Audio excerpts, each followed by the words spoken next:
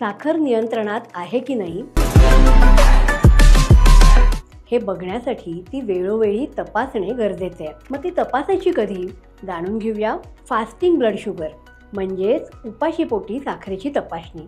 ही साधारण 8 ते 10 तास रात्रभर उपाशी राहिल्यानंतर सकाळी उठल्या उठल्या करायची असते। पाणी प्यायलं तर चालतं, पण चहा, कॉफी, सरबत, काढा काहीही न घेता ही तपासणी करायची। या तपासणीसाठी उत्तम वेळ आहे सकाळी 7 ते 8 च्या दरम्यान। ही तपासणी आपल्या शरीरातील साखरेची कमीत कमी लेवल किती आहे हे दर्शवते। दुसरी तपासणी पीपी म्हणजे पोस्ट प्रँडियल शुगर। आपल्या दिवसातील मुख्य जेवणानंतर 1.5 ते 2 तासांनी ही तपासायची असते। यामुळे आपल्या शरीरातील साखरेची जास्तीत जास्त लेवल किती ते कळतं। काही लोक ब्रंच म्हणजे नाश्ता आणि जेवण एकदम करतात, मग त्यांनी पीपी शुगर ब्रंच नंतर करावी।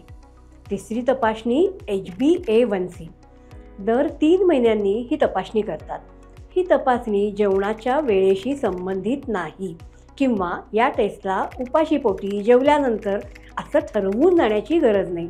याद्वारे आपल्याला 3 महिन्याच्या साखरेची ॲव्हरेज लेवल कळते।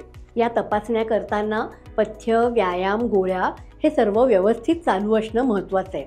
यामुळे डॉक्टरांना त्यांनी दिलेल्या ट्रीटमेंटचा कसा फायदा होतोय हे पुढील व्हिडिओमध्ये समजू शकतं। तुम्ही तुमची शुगर शेवटी कधी तपासली आहे हे कॉमेंट करून सांगा आणि तुमच्या मित्रांना हा व्हिडिओ लगेच पाठवा।